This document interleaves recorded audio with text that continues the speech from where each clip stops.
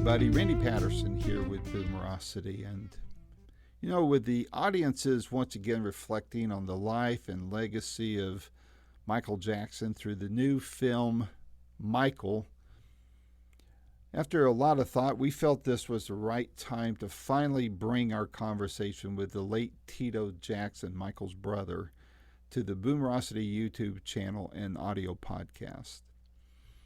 It was recorded about 5 years ago.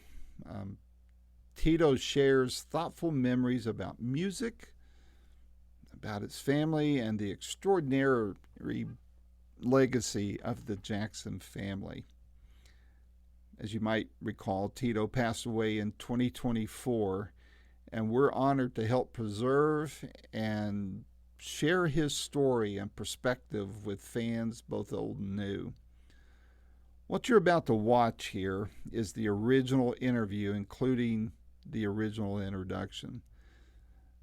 The only thing that's changed in this is the edits, so that it might make it a little better viewing for you, but everything else remains in place. Here's that interview. Hello, everybody. Randy Patterson here again with Boomerocity.com. If you're following Boomerocity, you are in all likelihood a baby boomer just like me. And if that's the case, then you remember watching cartoons on Saturday mornings.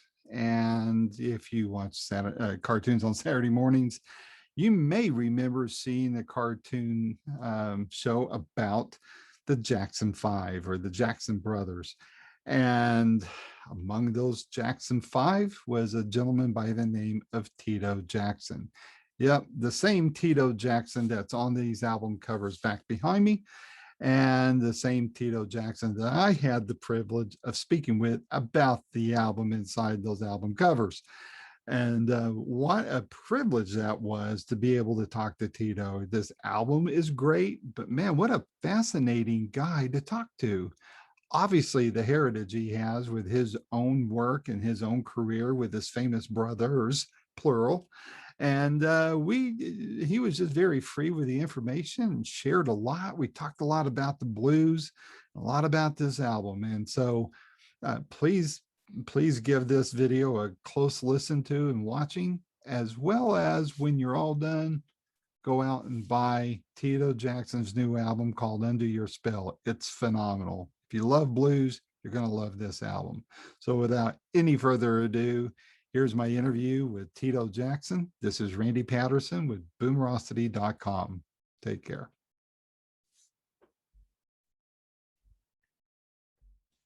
Hello. Hello. There you are. There you are. Let me Need some lights. Yeah. Hey. Hello there. How you doing, Tito? I'm doing well. And yourself? I am hanging in there. It's trying. Looks like it's going to try to rain here up in the Smoky Mountains. So. Oh wow. So you up in Colorado? No, Smoky Mountains, not Rocky. Smoky. I'm in East Tennessee. Oh, okay. So. Okay, gotcha, baby. I'm up there where who was it? Ronnie Millsap sang Smoky Mountain Rain. So there. Oh yeah, man. I like your backdrop. Yeah, I had to steal a lot of albums to get that many covers behind. Oh, that's cool. So, well, hey, Tito, I want to thank you first of all for taking the time to talk with me, man. I know there's 1,000,001 people want to talk to you about your new album, and I'm honored that you're taking the time to chat with me about it. And I can't wait to talk to you about it, but I want to ask you two non-related questions. I'll give them both to you. You can answer them however you wish. First of all, how's the pandemic been affecting you and your family and your work? And secondly, I'm just curious how your mom's doing. And if you don't mind answering both of those, then we'll get right into your album. Okay, the pandemic has been not hectic because I recorded this album during that time period. Most of it, I should say. So it's been kind of cool. I'm a homebody anyhow, so being quarantined is not deadly to me. But my mom is doing great.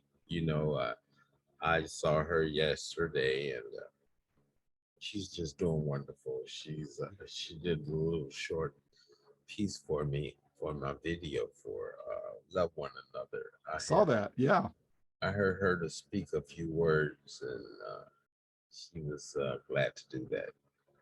Well, this is as close to your family as I'll get to commenting, but following your whole family for ever since I was a little kid and Oh seeing you wow! guys on cartoons, Oh yeah, I that's way back in the day. yeah, Hey, I'm aging both of us hey now, man, huh? let me ask you this: Sure. where did all that time go? Uh, It just if you can figure that one out, please let me know. So once, once you get married and have kids, it flies by, doesn't it?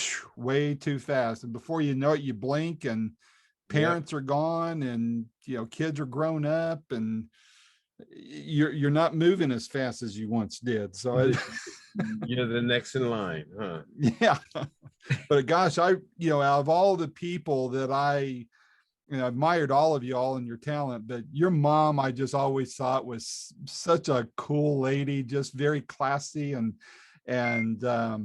just I just love her to death. And I know I don't really know her or anything, but just from what I've seen of her, I just think she's an amazing woman. So when you talk to her, tell her a stranger in East Tennessee thinks the world of her, and that I said hello, please. I certainly will. but You know? hey, love your new album, man. I'm a blues nut anyway, Oh, and thank you.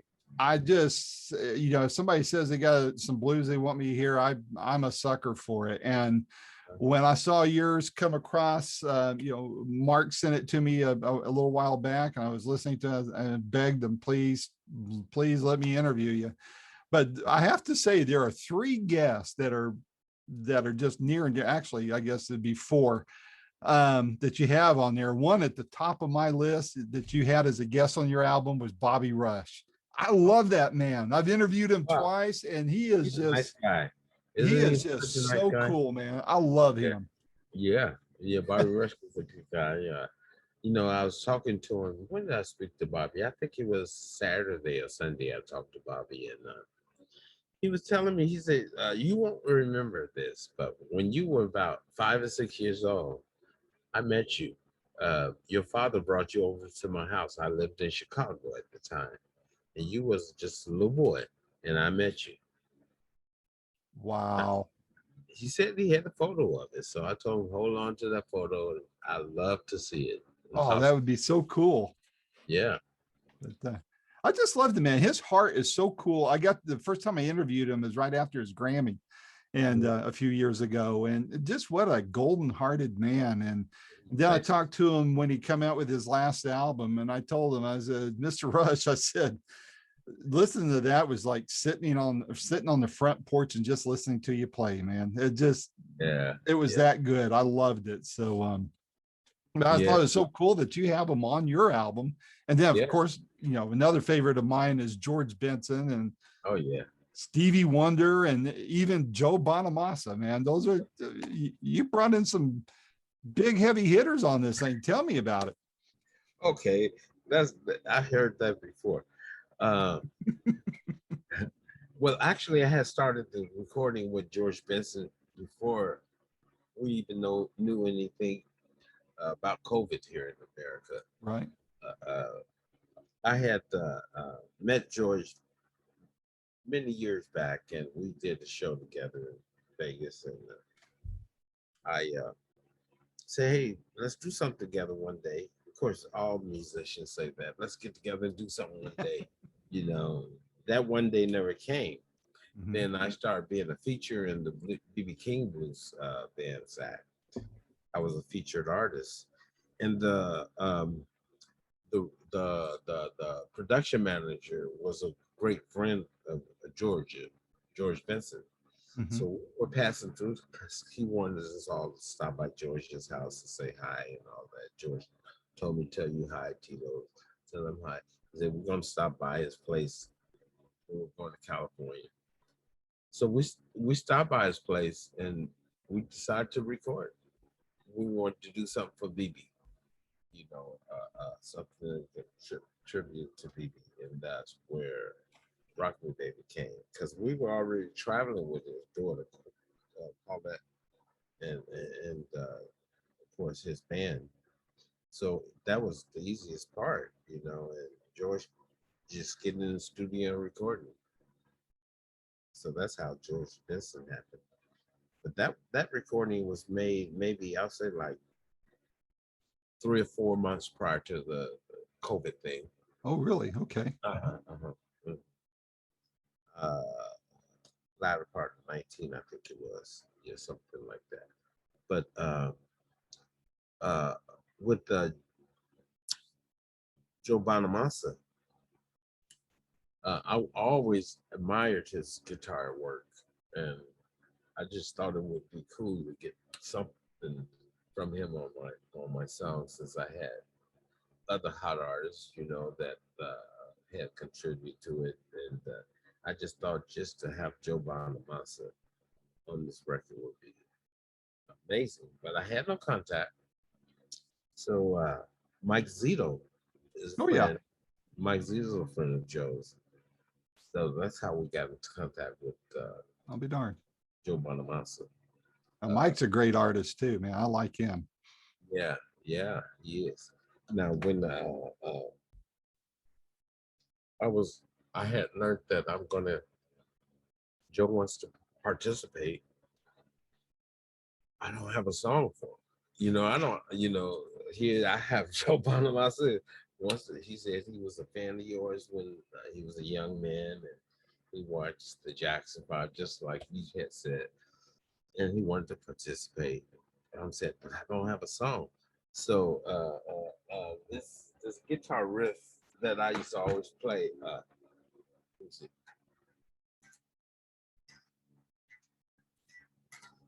You hear that? Barely, just barely. Yeah, that's the Under Your Spell. Yeah. Now, I used to just play that just for fun. You know, guitar players have their own little things that they do on the guitar that's them. You know, Yeah. songs that they say one day this can be a nice song, but you never do nothing with it. So Yep. I thought of that, and I have a partner I work with a lot, and I told him that I have this little line I play, and I got one change for it, you know, but it needs a lot more structure, and I would love to have you work on it with me. And that's when we came up with the song Under Your Spell, Mhm. and it was perfect. I thought it was perfect song for Joe Bonamassa to present his guitar on. Yeah, Cool. yes. That's And now Stevie, that was a no-brainer, you know, because that whole song "Love One Another." mhm. I And love the video, by the way. That's a cool video. yeah, I haven't seen that video yet. Well, what's holding you up? Yeah, but anyhow, uh, what is it? Steve is a relative of mine. He's our cousin. A lot of people don't know that. The No, world I don't. didn't know that. Yeah, he's related to my mom. I'll Matter be of fact, darned. he goes and visit mom all the time and play her songs. I just call to say I love you, all Yeah. that kind of stuff. So anyhow, I needed a harmonica on that song. Dun, dun, dun, Mhm. Had a person, your cousin Steve Wonder. Plus, my idea behind that kind of thing was to get popular artists that wasn't known for blues Yeah. to participate to draw audience to the blues side. Because we also have Eddie Levert, you know who he is? Yeah. Yeah. Yeah, from the OJs. You know, Yeah. he and I got Kenny Gamble and Leon Huff to write the song, you know, Hmm. on for us because they had written all kind of things for the OJ's hit Yeah. record. It hit records on the Jackson 5 too, so that was a no-brainer to have the guy who had hits on both of us to write a hit for us together. So that happened with the Eddie Levert. Of course, I had Marlon on my brother Marlon on Love One Another as well. And Hmm. a few other people on the last song with my Steve Powell is my cousin. He's just doing the rap on that last track. Yeah. Well, I know that blues, from what I read and that Mark had sent me, that your dad was in a blues band and that type of thing way back, before you Yeah. guys got started. So I would imagine that that was probably an integral part of your musical DNA growing up. How did that come out in this album with those kind of roots and those musical roots way back then? And I guess too, what does the blues mean to you today as compared to when you were first being exposed to it? Well, let me back up the whole question. First of all, my Okay. father was never, as I know, in a blues band, but I know he played a lot of blues with his brother because Okay. they Okay. both played guitars. And Uncle Luther used to come over every weekend, Saturday, with his amp and his guitar, and they would jam. My father's also he was a better blues harmonica player than guitarist. Oh, wow. Yeah, but my father played the guitar, and this is his pride and joy. He put it away and tell his three oldest sons not to mess with it when he's at work. And of course, I did. I played it for months and months.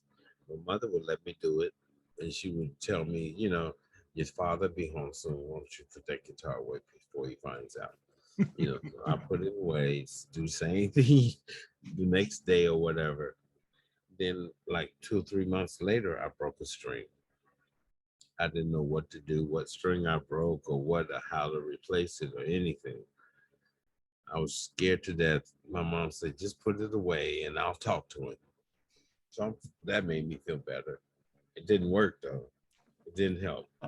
So he punished me, and I'm crying. So afterwards, he sets me down in a chair and puts it in my lap. He said, "Show me what you know." So I'm playing and crying, and he looked at my mom and said, "Kate, he's really playing this guitar, huh?" And she said, "Joe, I'm trying to tell you, he's not playing with the guitar. He really wants to play it." Mhm. That's when I was surprised. My father said, "I'll tell you what, you can go there and have this guitar here. I'll just give myself another one. But I want you to learn all the songs you like on the radio." So that's when I was playing Temptations, learning Temptations, and Yeah. Hotels catalog, and Isley Brothers, stuff like Mm. that, Sly and Stones, Yeah. you know. And my other two brothers, one older and one younger, uh, they were, and myself, we were the singers, and it was three of us, so we have our three-part harmony that we Mhm. had been practicing with my mom Mhm. or maybe a year or so before, and plus we learned that from Three Stooges actually. Hello, hello, hello. That's yeah, I remember. that's how we learned how to seriously, that's how we learned how to harmonize, just Wow. that major chord. Mhm. And so my mom used to always wash dishes and she used to hum and sing, some of her songs. And my mom is, besides being a blues fan, she's a country music fan. So Ah. she would sing country songs, and she had one song called Country Fields Back Home. And we would harmonize the best we could with her. And so that's where that whole thing of harmonizing together came from. But when I started learning the popular songs on that we were hearing on radio, we got serious about trying to be like these popular groups. Mhm. Although we didn't know what the hell we were doing because we were young as heck, but we knew we were doing something. It sounded something like these records. And Michael Marlon with little boys, like 4 and 5 years old. I remember this. They still rolling the cars on, and we tell them to get out of here. We're trying to rehearse, and this is a big. They begging to be in the. Can we sing? Can we be? No, you're too young. Because we're around 10. We're like 4 and 5 years older than them, Yeah. and that's a lot when you're young. That's Uh, right. uh, uh, um, and we're making noise. And my father's trying to get some sleep because he's got to get up and go to work for the graveyard shift, or he just got home and he's tired and he's trying to get some rest. Shut up and they're making all that noise. We banging on stuff and playing. And it was my mother who said, "Joe, I think you ought to listen to him." You ought to listen to the Kate. The boys ain't got no talent. That's exactly what she said. She says, no, seriously, I think you ought to listen to him. Just listen to him one time. So he called us in on the audition one day, and we auditioned for our father. His mouth flew open. He saw something. He took his next paycheck and bought all kind of mic stands and microphones. He bought 5 mic stands and some cheap microphones and all that, and a PA system. I think he got the stuff on loan or something. And we started rehearsing. He started rehearsing this. Wow. From that point. And we used to rehearse every day for years. And what we would do, we get home from school, he already got the mic set up, the amps on standby.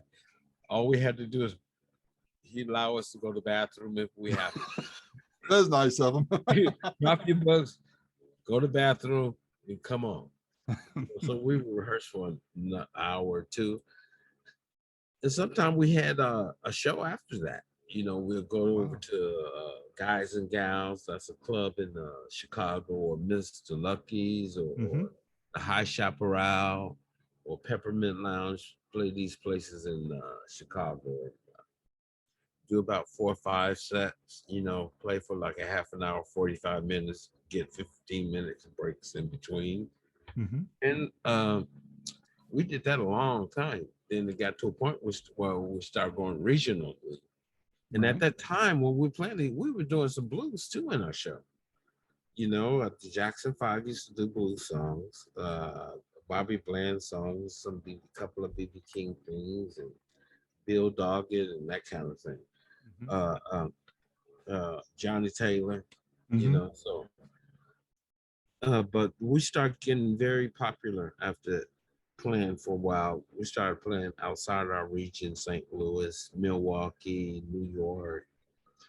And so we were playing the Apollo Theater one time, and we had a choice to either go on the Dick Cavett show or David Frost, one of those big guys back then, and or go register for Motown.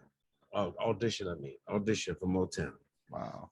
My brothers want to go to Motown.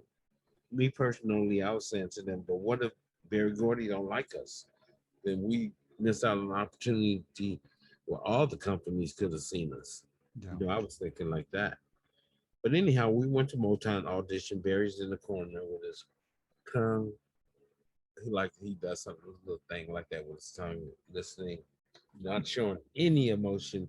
We're playing our songs, singing, and looking over at him, seeing if he's going to give a smile, or looking down his feet, seeing if he's passed. He's not showing any emotion. After we finished our little set, he walked over to us and said, I'm going to take your first 3 records #1. We were flabbergasted. Not only did he take those first, he took 4 of them #1, our first 4. But he said, and I want you to come over to the house tomorrow because I'm giving a party for Diana Ross, and I want you guys. Oh, wow. I want you guys to perform at this party. Whoa. So I remember his house was a big mansion. He even had a golf course in his backyard, his very own. Yeah. And we tearing up the green because he had offered us $100 if we can get a hole in one. We didn't know how hard that actually was being so young. My brother begging us, fussing at us about going to practice because of the show and who's going to be there. And here we are singing Temptations and Marvin Gaye and all the Gladys Knight, Heard Through the Grapevine, all these songs. And these artists are there. You know, so we singing their songs to them in front of them. I was nervous. So, but from that point, the artists were very polite and kind. They embraced us and welcomed us to the Motown family and that whole thing. So, well, I read somewhere, correct me if I'm wrong, but they wouldn't even let you play guitar on your first records. No. And what the heck? So I don't think we were good enough to make records like that. we did the live thing. My brother Jermaine and I, and Johnny Jackson on drums, and Ronnie Rancifer on keyboard. We had a 4-piece band. That was it. Mm-hmm. And we played all the live stuff. But that's the reason why we left Motown, is because probably other reasons that my father would know why. But our main focus was that we wanted to grow. You know, we had an age where we all are teenagers, including Michael, you know, and Michael's voice was changing too. They were telling us that we'll never have another hit record, you know, we're finished and all this stuff. I was hearing all these kind of things. Not from Motown, but from just out in the People. street. Yeah. Yeah. Don't say that to a Jackson. That just makes him want to try harder. Yep. Yep. But Motown was very polite to us and nice, and they gave us a great start, but they wouldn't let us write or play on our music for whatever reason. When I was younger, when I was like 14 or 15, when I signed with Motown and the records were being made, I understand I probably wasn't that precise to what you need for a record, especially Motown records. Yeah. You know, so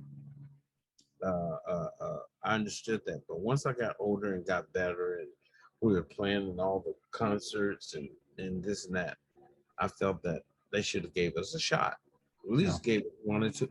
We wasn't asking to write the full complete album. We just wanted 1 or 2 songs from the album. Yeah.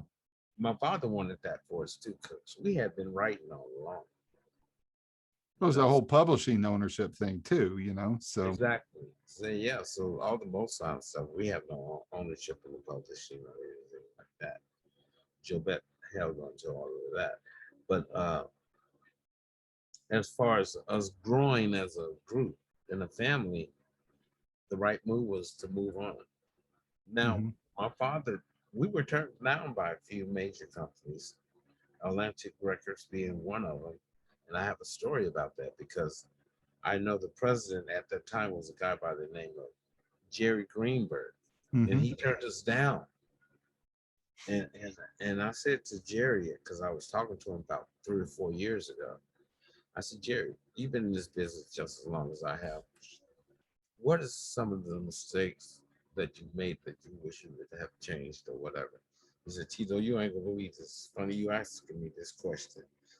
He goes, remember when you guys came to Florida and you auditioned for Atlantic Records at the Fountain Blue?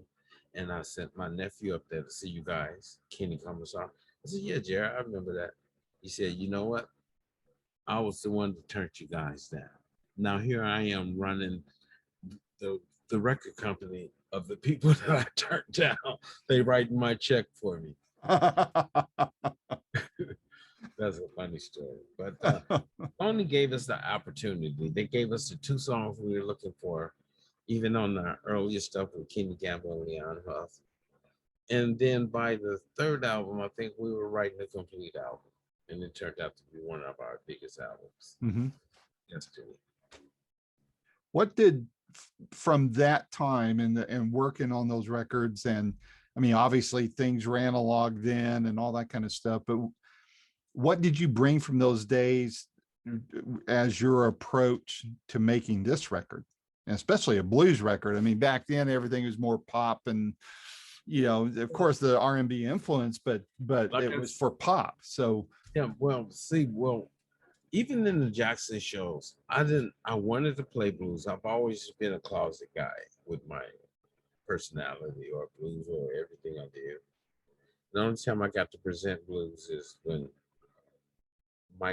maybe the mic cord is, you know, not working right, because we didn't have cordless mics and stuff. We had cord, you know, or maybe one of the brothers split their pants and we need to buy some time, like a few minutes. They was, Tito, play some blues.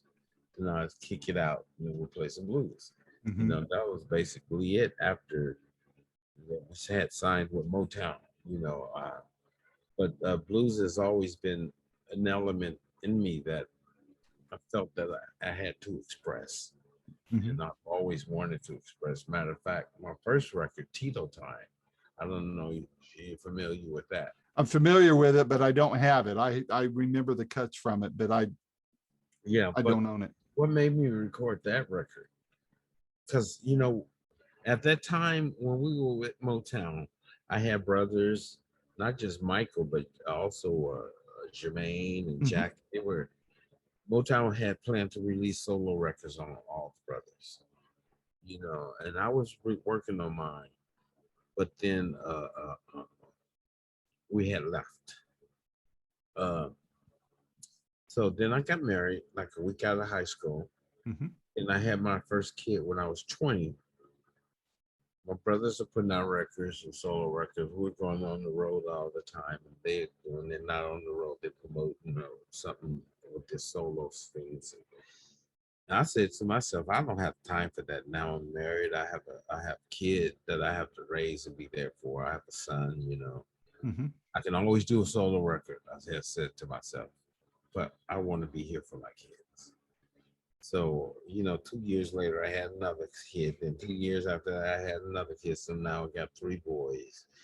And I remember my three sons coming to a Jackson concert, a Jackson 5 concert, I should say. And they like touching the rhinestones on our costumes. Daddy, are these real diamonds? That kind of thing. I say, no, no, no. They say they look like it or whatever. Make a long story short, they enjoyed the show. They came home, put on the Jackson 5 on the record player, grabbed brooms and mops, and they trying to do what they saw. I say, you guys like that? They said, yeah, we want to be like Uncle Marlon and you, and we want to be like our uncles, basically what they said. I said, well, we don't play with mops and brooms and put on records. I say, we really make the music and really sing. And I say, if you really want to do that, that's what you have to do.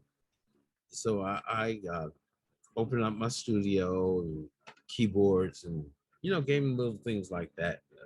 Put a keyboard in their rooms and a couple of guitars, and I saw they were really serious. They lasted. I thought it was something that was going to last maybe Phase. Yeah. 3 or 4 days, but it kept lasting. So that's when I decided to put my focus into my kids and not even worry about a record. Yep. What do I have to prove? I said to myself. Then Charles Barkley said something very smart that lit a fire in me. You know that comment that he said? No, but tell. I love Charles. I grew up in Phoenix, so Suns fan. The Miami Heat were playing in a playoff game or championship game. And he said the Heat was like the Jackson 5. Whoa. He said, I think it was it Wade who was on that team at that time?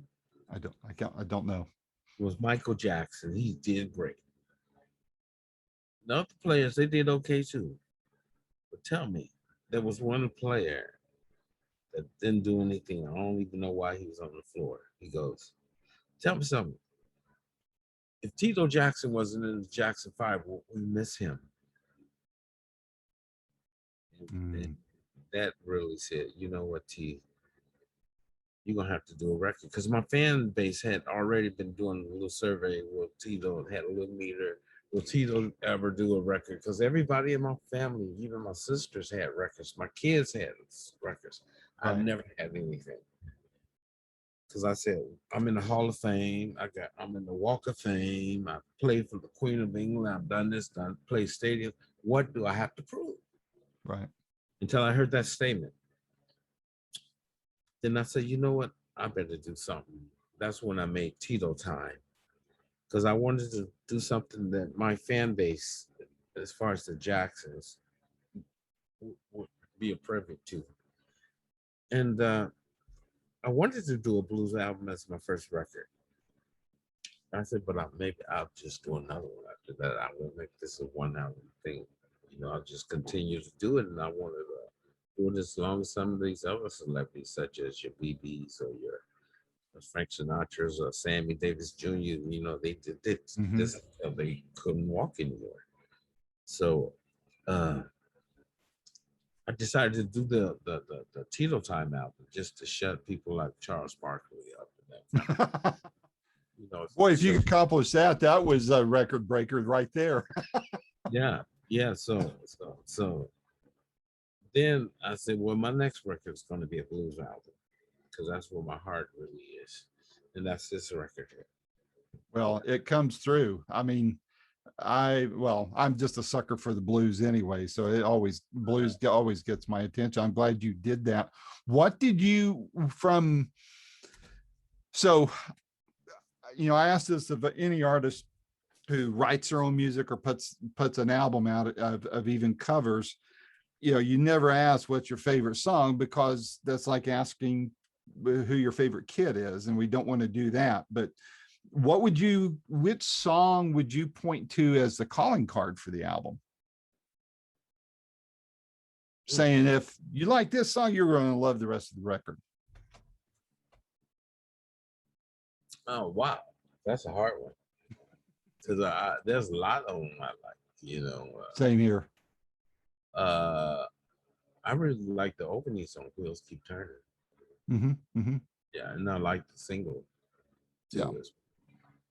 And Under Your Spell. Yeah. Yeah. Well, I love the Love one. The one you got the video on with your mom in it and all that. I've been plugging it on my social media, my personal one. And I mean, I'm not just saying, I don't need to flatter you, because you get that enough from anybody else. I'm just telling you my honest opinion. As a blues record, I love this record. It's fun. It's enjoyable to listen to. It sticks, and it sticks. It creates the earworms, and it really, and with the people you have on there, that makes it even more fun to listen to. All your friends, all your contacts, and notice I have quite a few artists on there, and I try to put them together, like the one song Love One Another. I have 4 or 5 very known artists on there, and the BB King song have multiple artists. Yeah, so I truly believe that people like me, and there's other artists that come from the pop world, it's not going to hurt them to do 1 or 2 blues things on the album, or to come to the blues genre and do a collaboration with a blues artist. I agree. Just to support the music, because that's where we got the pop music from. Blues ain't going nowhere. It may not be as popular, but it ain't going anywhere. Well, it's foundational to anything worth listening to, as far as I'm concerned. And whether you think of it as, gospel with a bad mood or something, or just the nit and gritty of rock and roll, no matter what. I mean, blues is it. I look at it as like the wheel ain't going nowhere. I look at it like that. Yeah. It's just here to stay. Yeah. So what's the feedback you're getting from anybody that's heard the album so far? I'm not saying this because I'm a modest kind of guy, but the reviews have been excellent. They have been. Not surprising. Absolutely excellent. I've heard some great things, that my song needs to be an anthem for today. The one guy told me I reviewed close to 300. This is a big magazine. It was Blues and something. This is the best record I've heard in years. He said. Stuff like that. So it's been great, but I'm the type of person that once it is popular, you can say what you want to say, and it sounds great, sounds exciting, but till it is what you say it is, that's when I really get excited about it. Yeah, exactly. What are you going to do tour plan wise? Are you going to hit the road? Yeah, right now I have a few dates. I promised Mike that I would come out and join his big band for maybe 3 or 4 numbers. And I'm doing that twice, one in Nebraska and one in Kansas. And then after that, I have a show in Spain. And I'm going to come back in the latter part of the year, and hopefully an agency will be interested to set up a tour for me. Well, I hope you do, man, because I'd like to see you out this way. If you hit Nashville or Knoxville or Chattanooga, Lexington, any of those places. My son's moving to Nashville. He's there right now. Oh, really? Uh-huh. Uh-huh. Love that city. Yeah. I go down to Memphis to go fishing. They have Oh, this fishing place called Ketchum. uh-huh. So I go there sometime. But I'm in that part of the world all the time. I have a friend there. Well, cool. Well, Yeah. now you have two. So, Yeah. You and you bet. can remember my first name. I know that'll be easy. So, Yeah, absolutely, man. but It's well, been great. Go it'd ahead. be great to see you out here, especially if you were to, tour and perform the record and other things. I think there'd be I think it'd be very, very well received. And Yeah, what do most of the blues artists play there?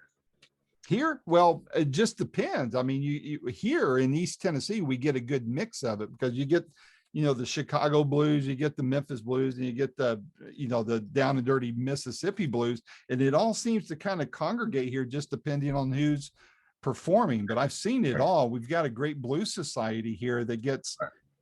it welcomes Walter Trout. Bonamassa hits here about every other year when there's not a pandemic. So that's kind of the more anglicized type of versions of it, but getting a like I know Joe Louis Turner has been through a bit, and Uh, um some of the lesser known people have come through. I how said about Joe Louis Kenny? Turner, Joe Louis Walker is who I meant. How Pardon about me. Kenny Neal? Pardon me. Kenneth Neal? Kenny Neal? I have heard of him, but I don't know if he's been through here or not. Yeah, okay. All right.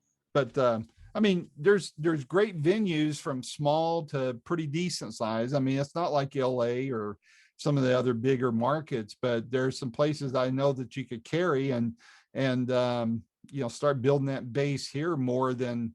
I mean, obviously you have your name and your legacy, but just purely from a blues perspective, I think it Exactly. would be a great draw for that. And I'd certainly love to try to help you plug that if you do decide to come out this way. Absolutely. Absolutely. But Uh, yeah, my management and Terry Harvey and Steve Hart will be the people that I will put you in contact with. okay.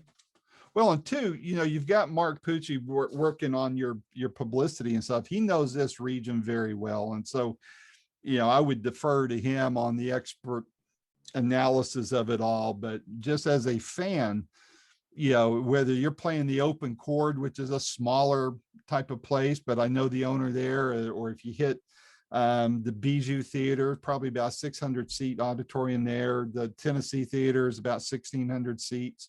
And, you can go anywhere in between or above that. But, we have a lot of venues in Knoxville, and there's some places you can hub out to from there over the mountain to Asheville and, down to Chattanooga and Atlanta from there. So there's places that would keep gas in the tank, so to speak. Not that you need it, but that, where people would show up and appreciate it and start building that base up from a blues perspective. So Do you think the people will dig this album?